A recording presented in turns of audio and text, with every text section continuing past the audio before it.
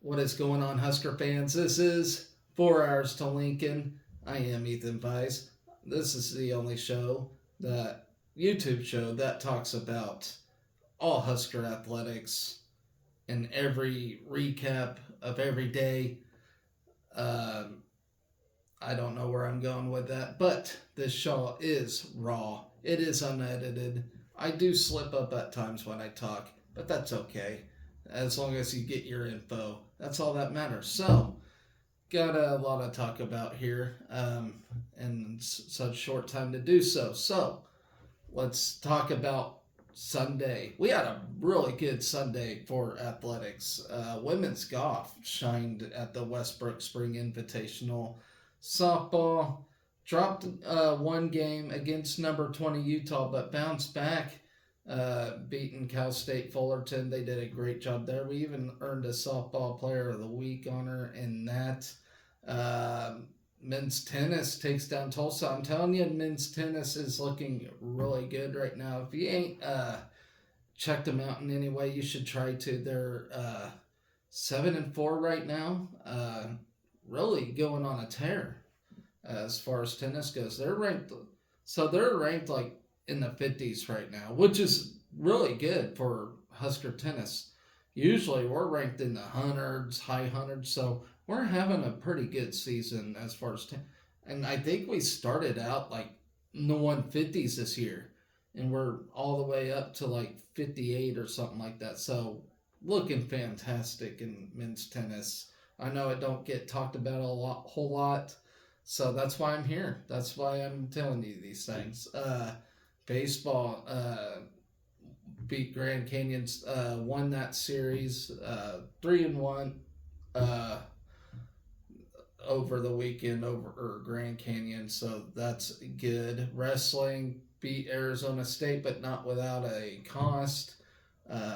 With Bridge Lovett dropping his match, that was sad to see. Men's basketball uh, beating Minnesota. Not only beat them, they put the beat down on them. So looking good there. We're number 5 in the Big Ten right now, chasing that double by, and hopefully we get it. We can.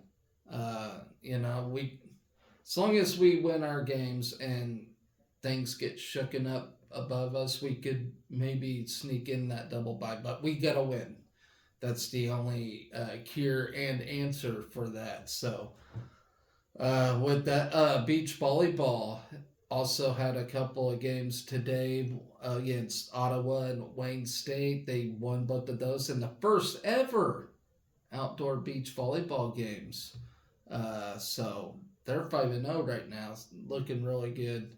As I mentioned, got some Player of the Week honors as well. Natalie Potts for women's basketball got her 7th Big Ten Freshman of the Week award. She doesn't win Freshman of the Year. I don't know who will. She is leading the Player of the Week, so that's good. Billy Andrews got Player of the Week as well with an outstanding performance at the Mary Nutter, which we got banged up, but we survived and got out of that tournament. So good stuff there. So let's talk about that golf tournament real quick. Kellyanne Strand looked really good. She battled for the individual title, did not get it until the final holes, taking 5th overall uh, for the team and herself. So, top 5 in golf tournaments, not a bad thing. So, she looked really good today. Uh, Played outstanding golf again over the final 18 after closing the first 36 holes at 136 and a tie for 3rd. And she was in first at one point in this tournament. The sophomore was 500 through 15 on Monday, including her, which was today, including birdies on number 9, 11, 12, and 14 and 15 after beginning her day with 5 consecutive pars in the shotgun start. 6,248 yard par 72 layout of the Westbrook Village Golf Club. She ran into her only blemish on day one. Uh, Number one settling for a bogey before closing the round with back-to-back pars on number 2 and 3. She finished the round with a 68 to close the 54-hole tournament at 204. In fifth place, it was Strand's second top 5 finish of the season and sixth top 15 showing in 7 events and for this athletic season. Wisconsin's Chloe Chan earned the individual title with a 202 and included a final round after final round 65 after opening the tournament with a 66. Jordan Rothman from KU, Oklahoma's Savannah Barber, and Colorado State's Andre Bergsdotter. I can't pronounce that name. They shared runner-up honors at 203. Rothman closed with back-to-back rounds of 67, while Barber and Bergsdotter capped their tournaments with the final rounds of 66. KU took the team title. That's gross at 821, while Oklahoma finished second with an 827. The host from Wisconsin took third. While South Florida snuck ahead of the Huskers late in the final round for a fourth place finish at 837. Nebraska finished fifth with a season best 3-round total of 838. That included wins over top 100 teams in the 14-team tournament field, including K-State, Colorado State, and Minnesota, who were ranked ahead of the Huskers entering the tournament.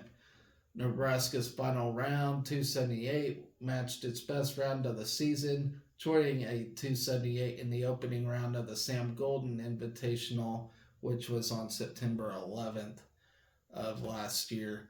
Mu Takahashi capped a solid tournament with her 3 consecutive round better than par with a 71 on Monday. She tied for 29th with a career best 211, just ahead of senior teammate Lindsay Teal, who tied for 32nd, including second straight round of 70 to close the tournament. Freshman Arden Lushim added a top 40 finish of her own in the 77 player field, posting a final round 71 to end the tournament with a career best 214 and a tie for 40th. Michaela Vavrova, who notched Nebraska's second best score in the final round with a 69, completed the Huskers contingent in a tie for 62nd at 219. The Huskers returned to action for the Briars Creek Invites in Johns Island, South Carolina, March 11th through the 12th. So, staying in on the ladies' end of things, and tournament side of things, bowling completed their final tournament of the year. Excuse me. Okay. As y'all know, I am tired today. So, the number 6 Nebraska bowling team wrapped up its regular season scheduled for the 2023-2024 year, finishing 7th at the NCATSU Stallings Invite with a 7-6 record and ending with a 79-36 mark overall. It seems like the ladies just kind of gave up in this one. Let's see. Securing the 6th place seed, the Huskers faced a trio of ranked opponents for Sunday's bracket. Match 1 would be against number 11, Sam Houston State. The Bearcats took the win in Game 1 before the Big Red answered back in Game 2 to tie it up. Nebraska battled the next 2 games of the series but could not find rhythm before Sam Houston sealed up the 4-1 victory in Game 5. The Huskers would then advance to face their second-ranked opponent of the day, number 9 Duquesne. Match 2 against the Dukes would be a 7-game battle against the Cornhuskers. Duquesne came out of the game with a double win before Nebraska claimed Game 3. The Dukes would take a 3-1 lead after Game 4, but Nebraska didn't back down with double downs in Game 5 and 6. The score was tied 3-3 heading into Game 7.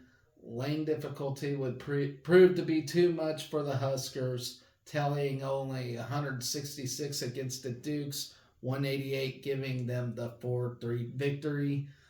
With one match of the regular season, Nebraska was determined to end strong. Number 13 Mount St. Mary's would face the Huskers in match 3, where Nebraska kept its foot on the gas through its entirety with a trio of 200s in games 1, 2, and 3.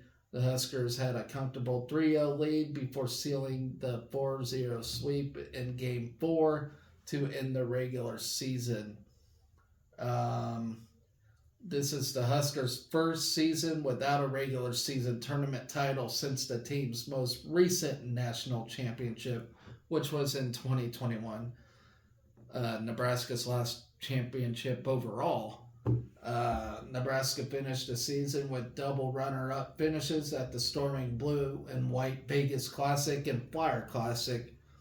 The Huskers also added a pair of third-place finishes at the SFA Lady Jack Classic and Motive Penguin Classic, with a fourth-place showing at the Prairie View A&M Invite, a trio of fifth-place showings at the Track Cat Clash, Northeast Classic, and Midwinter Invite. This weekend's tournament marks the lowest finish all season.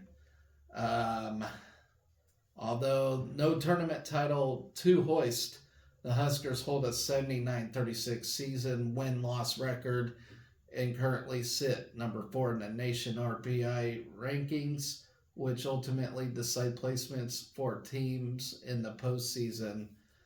Up next, we do await our fate for the National Championship Selection Show of continuing our journey and quest for an NCAA title. So,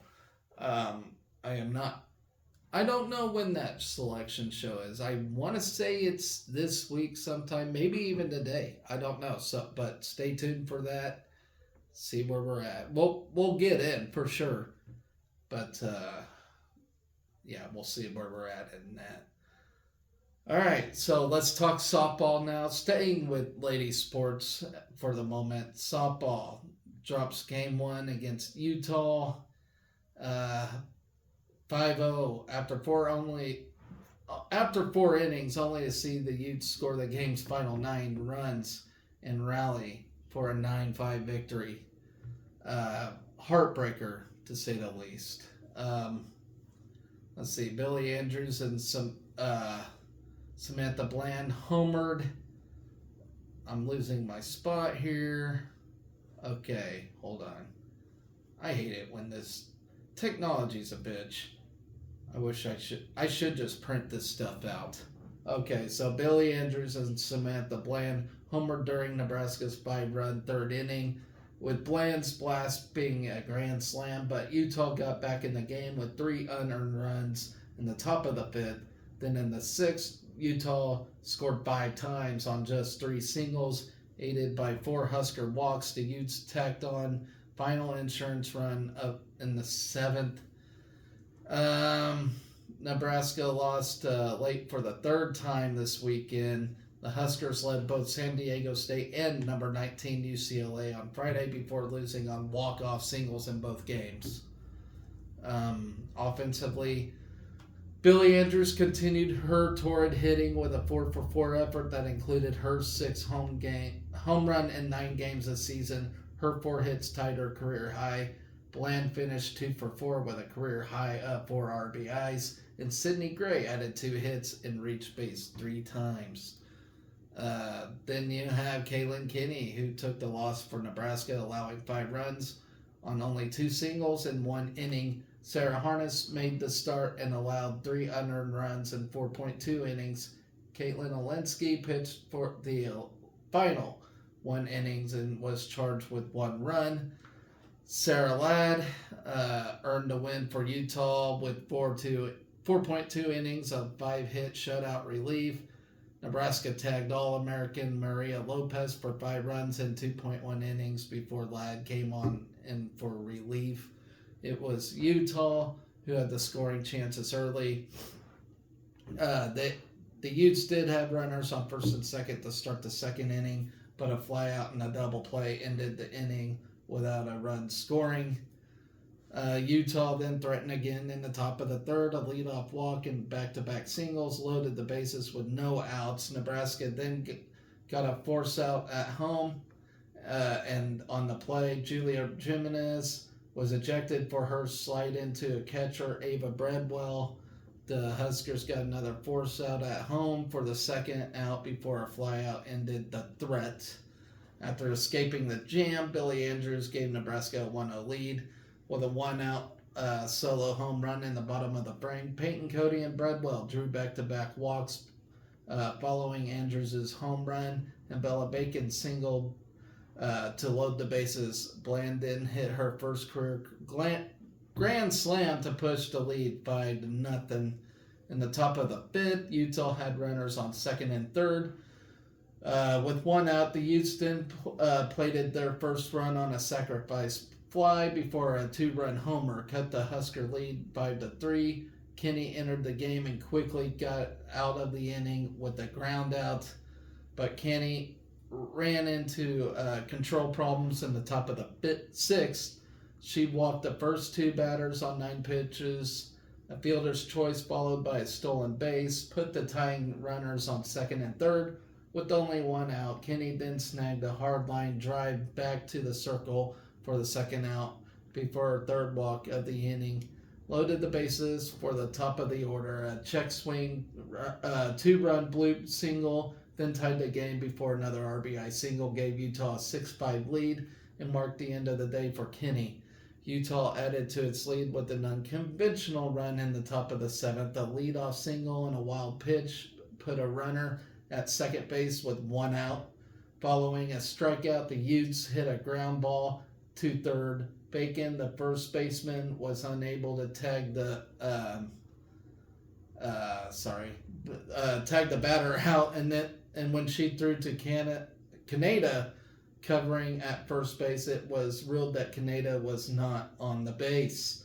The runner then took off for second base, although Nebraska recorded the out in the ensuing rundown. A run scored on the play to make it 9-5 Utah. So then Bland singled with 1 out in the bottom of the 7th, but Ladd then retired the final 2 Huskers. Nebraska plays again on Sunday. Well, yeah, they played again that day against Cal State Fullerton. And to be honest with you fine folks at home, at work today I got some chemical in my eye, so I actually got a raging headache from that. Don't worry, I flushed it out. The product I got will cause some headaches, so I'll be fine.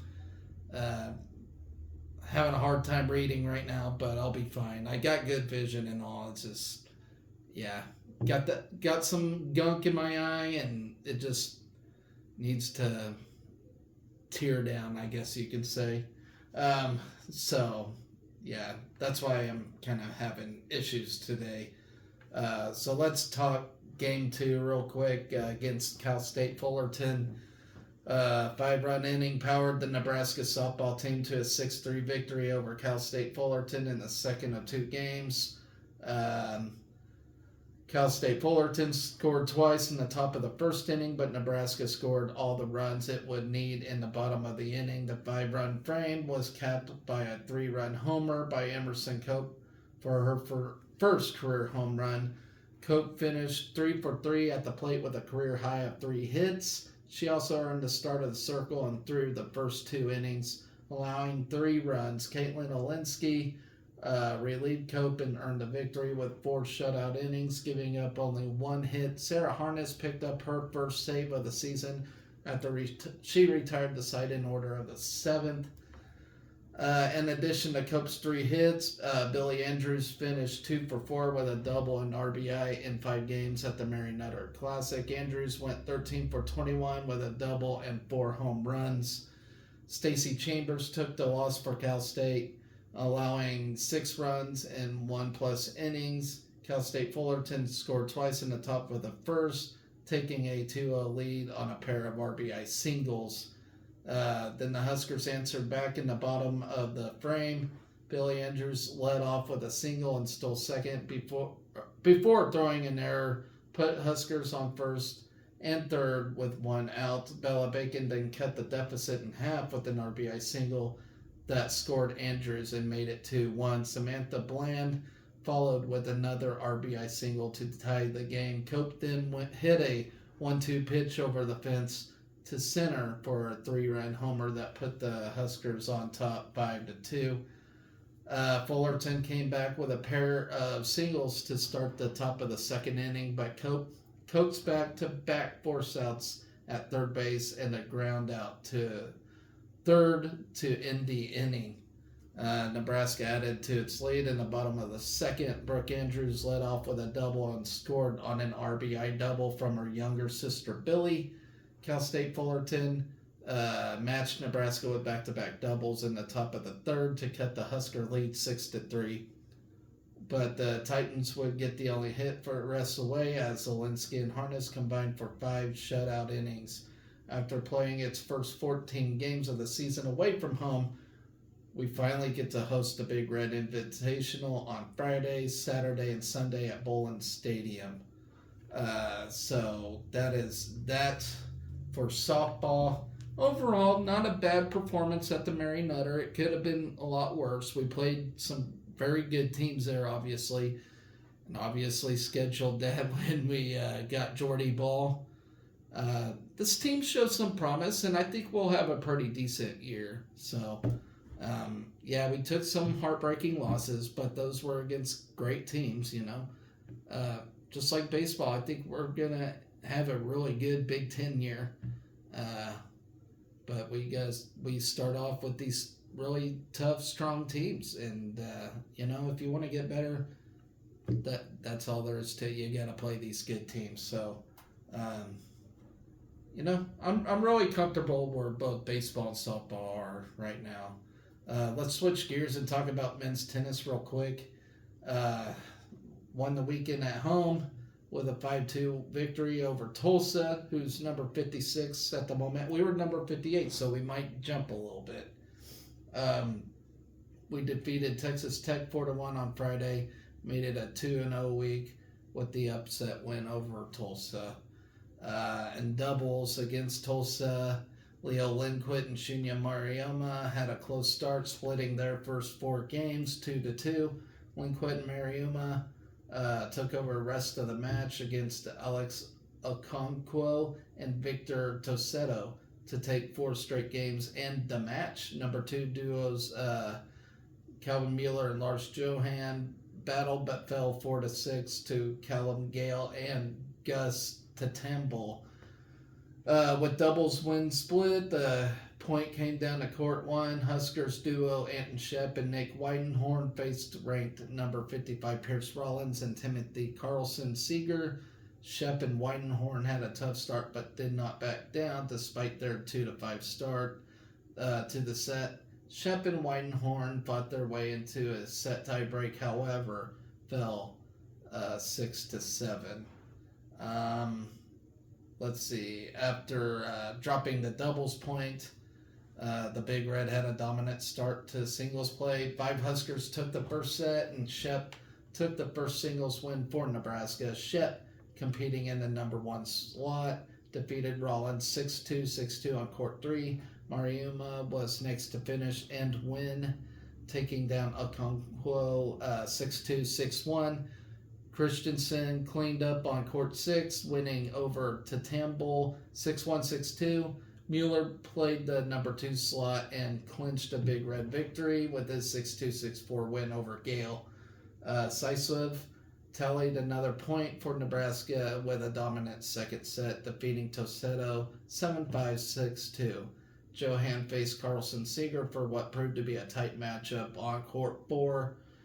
Johan and Carlson Seager battled into a 10-point tiebreaker, but Johan fell 6-7, 6-7, 7-6, sorry, and then 1-0. With a win over the Golden Hurricane, the Big Red improved to 8-4 season. I said 7-4, it's 8-4. With the best 12 match program start since 2018. 5 Huskers won the singles matches in straight sets. 8 sets won with a margin of 4 or more games. Number 3 doubles duo Marioma and Lindquist improves to 7-3 in the spring season with their 6-2 win. Shep tallied another win in singles, pushing his spring record with the Huskers to 10-2. Good stuff there. Up next, we will hit the road for 5 away matches, including the start of conference play, which is on Saturday, March 9th, as we face San Diego at 5:30. So there it is for men's tennis. Looking really good right now. I'm pretty happy about that. So now switching gears onto baseball. Great win yesterday. Defensively could have looked better, but we got the win 10-8 over Grand Canyon in that series finale. Let's talk about that real quick. Scored 10 runs on 9 hits with an error, while Grand Canyon had 8 runs on 12 hits and a trio of errors. Caden Brumbaugh and Cole Evans led the way at the plate for the Huskers, each finishing with a pair of hits. Josh Karen and Tyler Stone both added a knock and RBI for the Big Red in 4 games this weekend. Karen finished .353 at the plate and drove in a team high of 10 runs across the series. Then you have Caleb Clark. He allowed 4 runs, all earned on 6 hits, and struck out a pair of batters in his 4 innings of work. Timmerman appeared in his second game of the weekend, while Jalen Worthy tossed a trio of shutout frames, retiring 9 of 11 batters faced to earn his first collegiate win. Bobby Olson and Grant Clevenger combined for a scoreless 8th inning, while Kyle Perry recorded the save for the Huskers. Nebraska got on the board first as Carey's 2-out double set the table for an RBI single from Karen, his 10th RBI of the weekend, to give the Huskers a 1-0 lead. The Lobes quickly responded with a run off Clark in the bottom half, following a triple to tie the game after an inning of play. Garrett Anglum continued his strong series with his 4th hit of the weekend, advancing to second on a sacrifice bunt put down by Ben Columbus in the 2nd inning. The junior stole 3rd and gave the Huskers the lead back after a balk from GCU starter Hunter Watkins brought him home.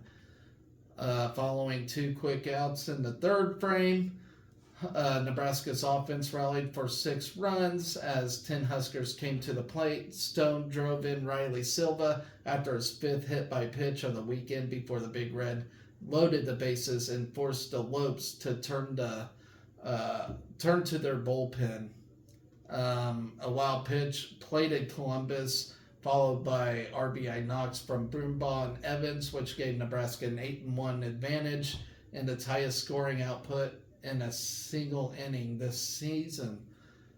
Clark surrendered runs in the 3rd and 4th frames to trim the lead 8-3, but came out for the 5th inning. The southpaw allowed a leadoff single to begin the 5th frame, which spelled the end of his day, despite producing his longest outing of the season. Then you have Tucker Timmerman, who was the first man out of the bullpen for his team-leading 4th appearance this season, hitting a batter and walking the next to load the bases. Tyler Wilson made the Huskers pay with a game-tying grand slam as GCU evened the game at 8 despite trailing by 7 runs. Wordley retired his first 4 batters faced in relief of Timmerman, shutting down the Lobes offense to keep the contest tied at 8-8. His 3 innings were a career high as the sophomore earned his first career collegiate win and kept GCU at bay at the 6th and 7th frames. Nebraska's bats came alive in the 8th inning with Broomball leading off with a single, his second hit of the day, before advancing to second on Silva's sacrifice bunt. I'm about said blunt. Dylan Carey was subsequently hit by a pitch, and both runners moved up one base on Karen's ground out. The Huskers regained the lead in the next at-bat after Broomball scored on a pass ball, followed by a straight steal of home by Carey to make it 10-8 with Nebraska in front. Olsen and Clevenger combined for a scoreless bottom of the 8th inning before turning the ball over to Rand Sanders, who retired his only batter faced. Perry entered with 1 out in the 9th frame and set down 2 of the top 3 lobes he faced to secure the win in his first save of the season. We continue play with a 4-game series at the College of Charleston on Thursday on through Sunday in South Carolina at Patriots Point. Continuing on, and I ain't gonna lie to y'all, I feel like deuce, so I'm trying to hurry the show up. It's just been a long day at work. So moving on to wrestling. Okay, yeah, we got 2 items left, wrestling and basketball. Let's talk about wrestling first. At 125, I'll talk about that here in a minute, but 5 straight bout victories helped secure the 26-9 victory over Arizona State. It looked like a tight one at first, especially with Ridge Levitt going down. That made me frustrated, to say the least.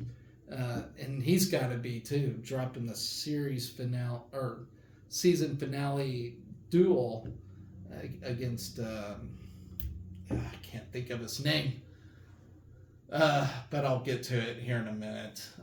So we used a bonus point win and 7 dual victories overall to improve to 12-2 in dual action of the year, while Arizona State slipped to 7-6 on the season, which is surprising. They're usually a good wrestling team, but action started at 125 with Caleb Smith, who's ranked number 7th, against Richard Figueroa, who's number 24. Figueroa held the 4-0 advantage after 2 periods. Smith then got the escape and was awarded 2 points due to Figueroa stalling, but it was not enough as Smith fell by decision 4-3. And to be honest, the refs could have been on that stall call a lot more than they were.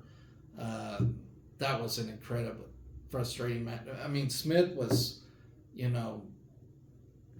moving, and this guy was just backing out and used his length, to back away, and it just wasn't enough to get it done. So that incredibly frustrating. So then number 16, Jacob Van D, met with Arizona State's Julian Klebov at 133. Van D attacked early and got a takedown, 2 near fall points to lead 5-1 with 2 periods remaining. Klebov then cut the lead with an escape and a late takedown himself, but Van D held on for the 8-6 decision in his 3rd straight victory. So then the duel's tied at 3-3. Brock Hardy wrestled Jesse Vasquez in the 3rd straight ranked bout. The 2 were scoreless in the first period before Hardy was dominant on top, entered the final period with 2 minutes of riding time. Hardy then took over with an escape penalty point and takedown to secure the 6-1 decision and moved to 15-6 on the year. In the duel's marquee match, you had Ridge Levitt and Kyle Parko, number 1 versus number 3, in which, Ridge Levitt's been wrestling really good all year. And I do remember he wrestled a number 4 or 5 ranked guy earlier and just mopped the floor with him. And, I had high hopes, he would come out on top here. But the pair wrestled a scoreless period 1 before Parko scored a takedown to lead 3-1 with 2 minutes remaining. Lovett got another escape and a penalty point, but it's not enough. So that would be a 4-3 decision for Parko. Incredibly frustrating match there. Then up next, Ethan Styles at 157. No Peyton Robb in this one. So he wrestled number 3, Ja'Cory Teemer. Very fantastic wrestler. Teemer scored a takedown period 2, but Styles recorded 2 escapes to trail by 1. Heading into the final period, Styles battled with Teemer, tallied another takedown, and went on to win 7-2. So I think Ethan Styles, actually wrestled really well for considering what it is. And why wouldn't he? His practice partner is Peyton Robb, so that only gets Ethan Styles to be a lot better. So, that's one thing in wrestling. If you have a good practice partner or partners, I prefer partners, good things will come, You get whooped up a little bit until you just get better and better. I mean, that's basically how it works. Until you're tired of getting your ass kicked all the time. So, I don't really blame. I'm not really shocked Ethan Styles did have a good outing with this guy, considering,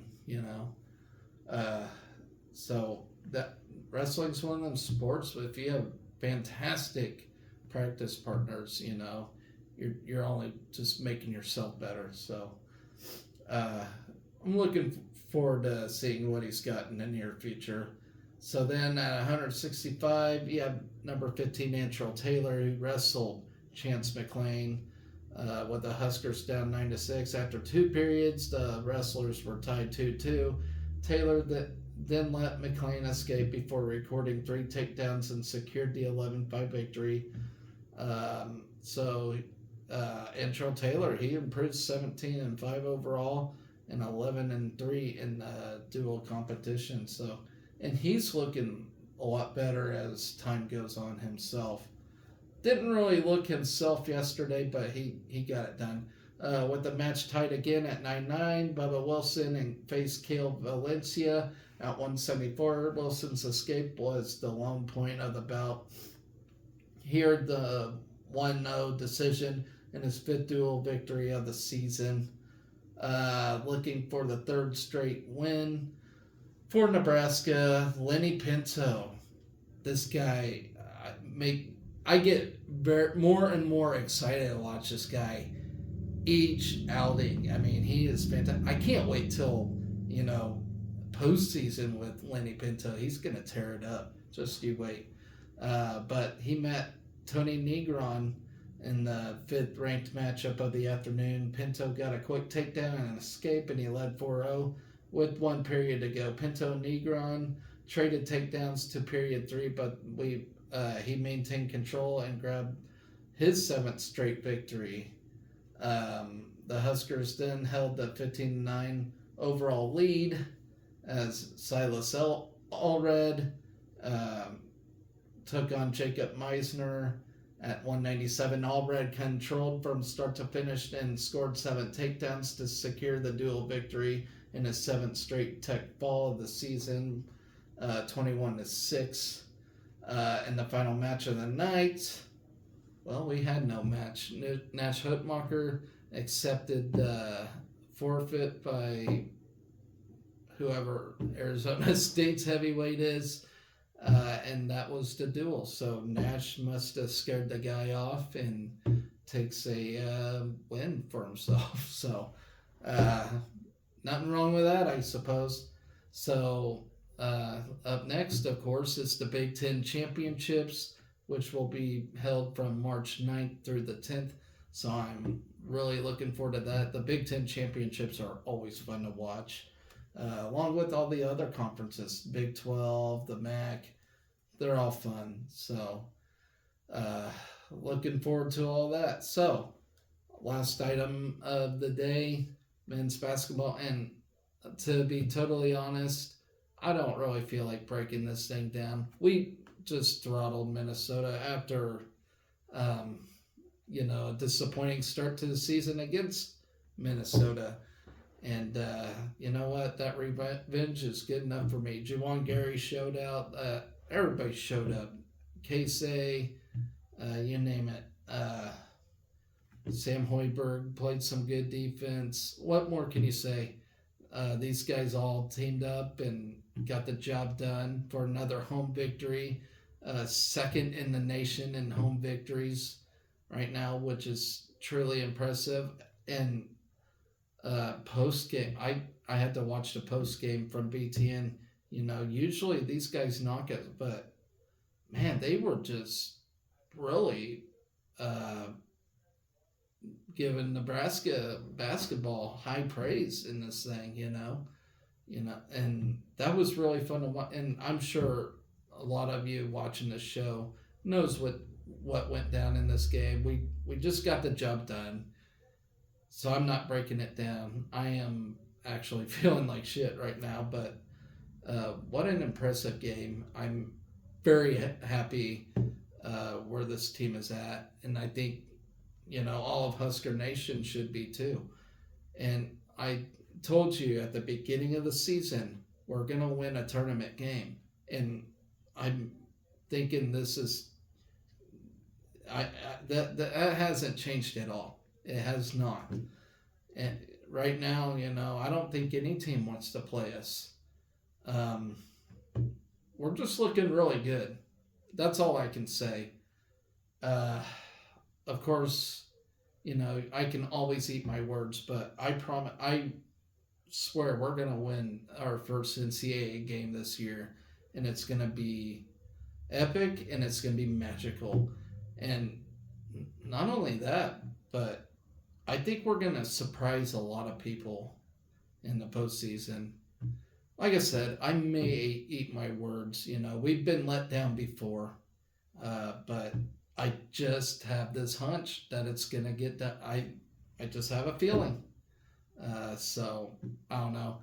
I know facts over feelings and all that, but I just know it. I can feel it. I'm pretty sure everybody felt it in the arena last night. Like, this team's going dancing and they're going to get a win, And, if we just come out with one win, that's going to be Nebraska's best season ever. And we're all here for it, and we're all having a good time. So, with all that said and done, guys, I know we had some volleyball games played today.